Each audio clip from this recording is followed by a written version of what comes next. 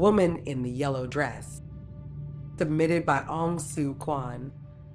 It was a quiet town, the kind of place where nothing much ever happened. Most people kept to themselves. The streets were empty after dark, and the only sound that broke the silence at night was the occasional bark of a stray dog. But everyone in town knew about her, the woman in the yellow dress. They said she appeared on a particular street, always at the same time, just after midnight.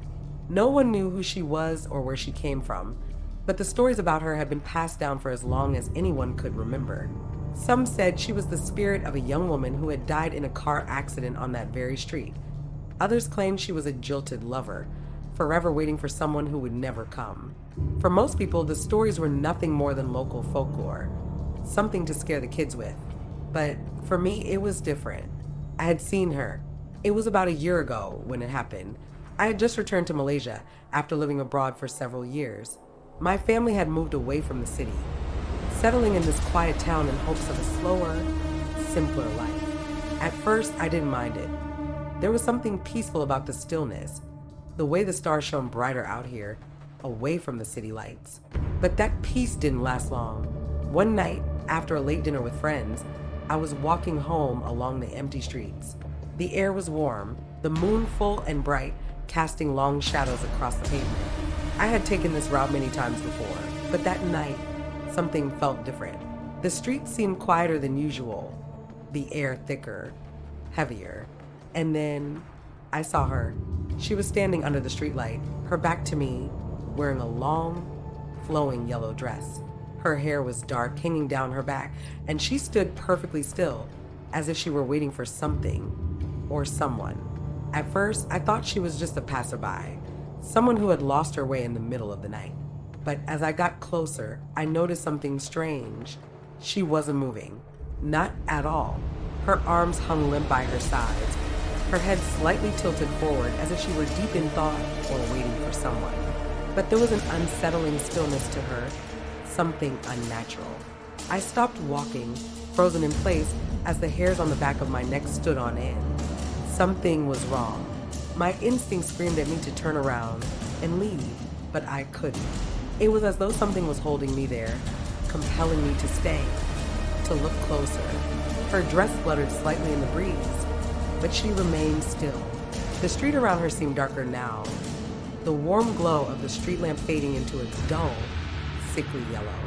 Even the air felt colder, as if the warmth of the night had been swallowed up by her presence. I took a step back, my heart pounding in my chest. But as I did, she moved. Just a small movement, a shift of her head, turning ever so slightly in my direction. I couldn't see her face, but I could feel her eyes on me, watching, waiting. Suddenly, a soft sound broke the silence, a low humming, almost like a lullaby. It was faint at first, but it grew louder, filling the empty street with its eerie melody. My stomach twisted in knots as I realized the sound was coming from her. I took another step back, my feet barely able to move, and then, without warning, the humming stopped. The silence was deafening, pressing in on me from all sides. I wanted to run, to turn and flee, but my body refused to obey. And then she turned, slowly, deliberately. She turned to face me.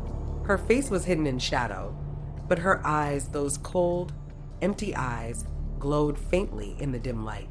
They were lifeless, devoid of any emotion or warmth, and they stared directly at me.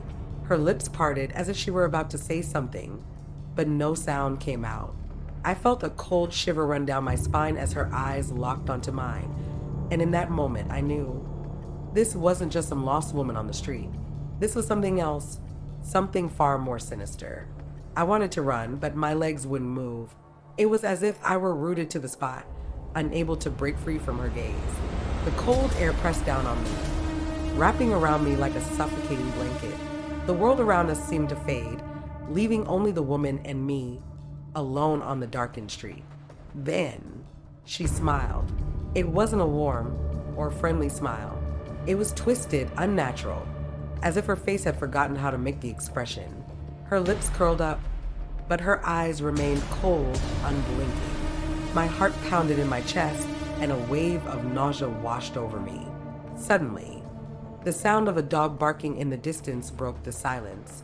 The sharp, frantic barks echoed down the street, snapping me out of my paralysis.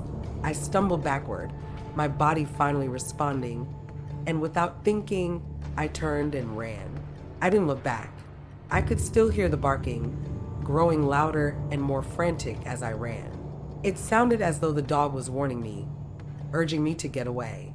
My legs burned as I pushed myself harder, my breaths coming in ragged gasps. But no matter how fast I ran, I could still feel her behind me, those cold eyes boring into the back of my skull. When I finally reached my house, I slammed the door behind me, locking it tight. My heart raced, and my hands trembled as I stood in the darkness, listening for any sign that she had followed me. But there was nothing, just the sound of my own heavy breathing and the rapid thumping of my heart. I didn't sleep that night. For the next few nights, I couldn't stop thinking about her. The image of her twisted smile, her lifeless eyes, haunted me every time I closed my eyes. I barely left the house, too afraid of what I might see if I ventured out after dark. But the town was small, and word spread quickly. People started to notice my strange behavior, how I avoided that street, how I jumped at every little sound. My friends and neighbors told me I was just imagining things, that it was probably some prank or a trick of the light. But I knew what I had seen. One afternoon, as I sat in the cafe nursing a cup of tea, an old man approached me. He was hunched over, his face lined with age, but his eyes were sharp, full of a knowing that made my stomach twist. He didn't ask if he could sit. He simply pulled out the chair across from me and sat down. "You've seen her, haven't you?" he asked, his voice low. I stared at him, my heart skipping a beat. "Seen who?" "The woman in the yellow dress," he said, his eyes locking onto mine. "She appears to those who aren't supposed to be here." A chill ran down my spine. "What do you mean?" He leaned in closer, his voice dropping to a whisper. "She's not just a ghost. She's something worse, something that comes for people who don't belong. I've seen her take others before. Once she finds you, she won't stop." I swallowed hard, my mouth dry. "What do you mean by don't belong?" The old man smiled grimly. "Outsiders, people who come here and disrupt the balance. You've been away for too long. You've forgotten how things work in this town." I shook my head, my heart racing. "No, that's not." But before I could finish, the old man stood up, his eyes narrowing. "You should leave before it's too late," he said, his voice dark and heavy. "Once she chooses you, there's no escaping her." And with that, he was gone, leaving me sitting there in stunned silence, my mind racing.